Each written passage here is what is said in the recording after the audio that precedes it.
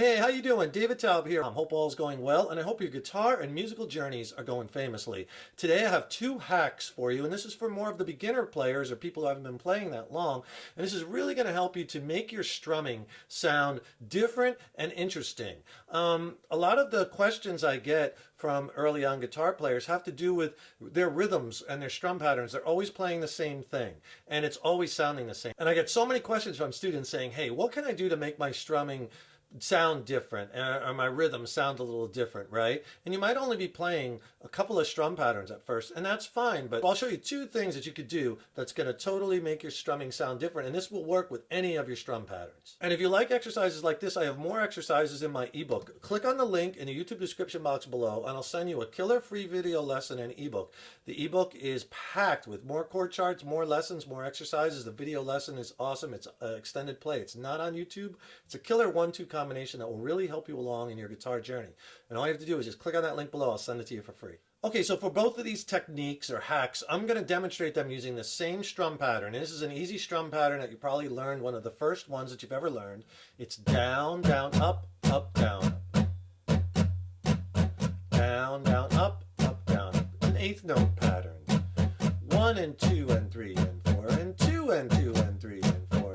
Down, down, up, down. Okay, so get that solid, and then here's what we're going to do. You're probably playing that a lot through all your chords and all your changes, or maybe even some easy songs, right? So what you want to do next is, let's just use a G chord first.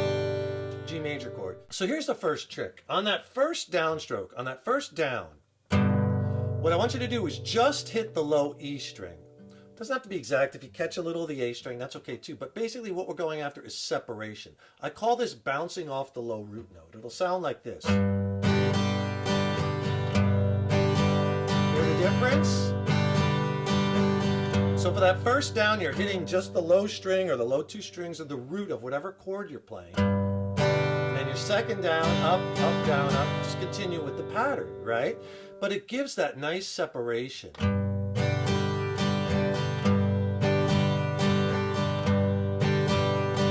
It's kind of like part chord, whole chord, part chord, whole chord, part chord, whole chord, up, down, part, whole, up, down, part, whole, up, down. Okay, so when you got that, then practice on a 2-chord change, like go to the E minor chord, but do the same thing on that, part, whole, down, up,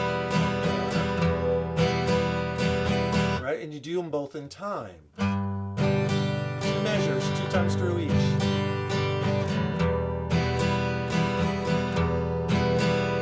Again, down, down, up, part, whole, up, part, whole, up.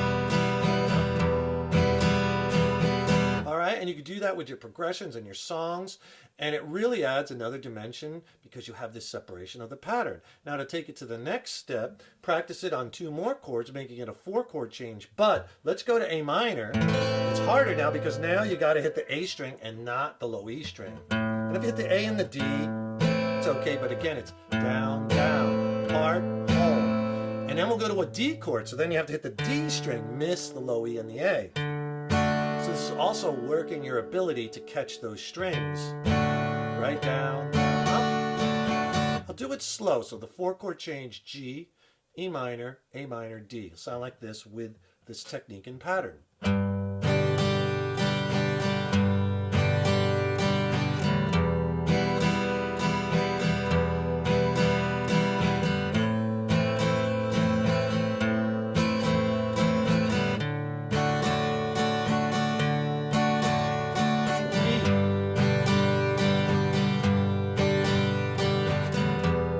Okay, so that'll really work your ability to catch the strings and separate the strum bouncing on the low root note. All right, that's the first hack. And if you get a sec, please subscribe to the channel. You know, subscribing to the channel, that really helps us to keep bringing the content. And ring that subscription bell, because then you'll be notified when I have new lessons posted. Leave a comment below. Let us know what lesson you'd like to see coming up next. And if you like the video, please click the like button, give it a thumbs up, share it, and thank you so much for your support. Now, the second thing you could do is you could start to bring arpeggiation in and combine it with your strumming. And I know students have a lot of trouble with this at first, but I'm going to make it really easy. And all arpeggiation is, instead of hitting all the notes At once, you're picking certain notes out, certain strings of the chord. All right, don't let that intimidate you. So here's how you could do it. And again, both of these will work with any strum pattern too. So what you want to do, and by the way, we'll use that same strum pattern for this exercise. And let's start with a G chord. Okay, so what we're going to do this time is we're going to do the down, down, but this time on those two upstrokes, up, up.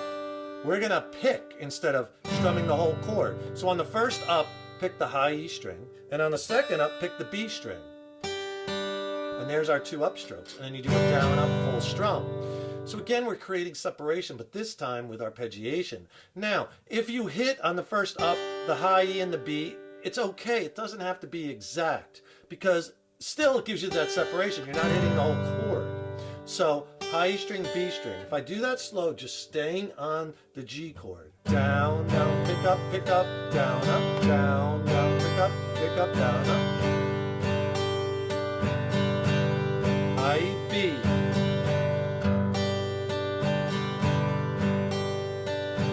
Okay, and then you do the same template. Try it with E minor. Okay, now we do G to E minor.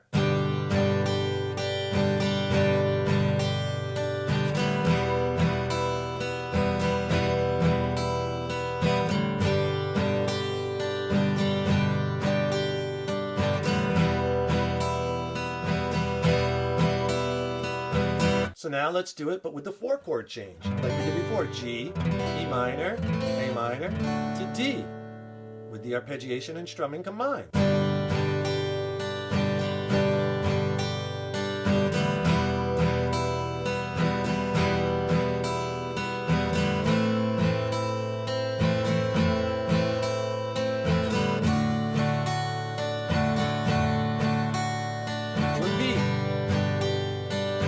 Alright, so you see again how this really adds another dimension to your strumming. You're kind of taking your strumming to the next level, right? And then if you want to go to the next level after that, do both techniques where you're bouncing off the low root and arpeggiating with the strum. That'll sound like this. See,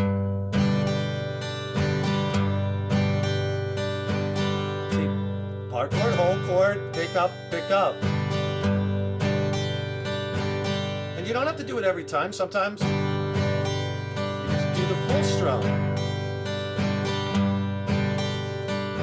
Right? You could kind of mix it up and make it your own. But let's try that, combining both techniques through the 4-chord change. It might sound like this.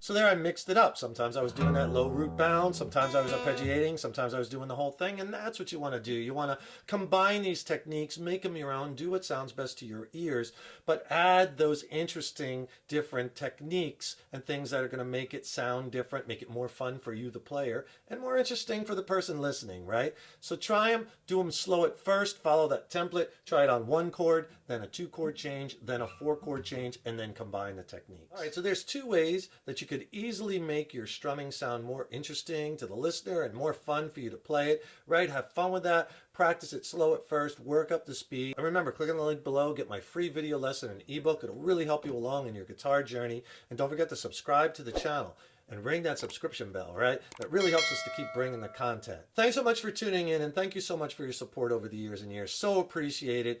Keep up all that hard work on those guitars. Keep having fun with them, and remember, your guitar playing is an evolution. So enjoy the journey. Take care, rock on. See you in the next lesson.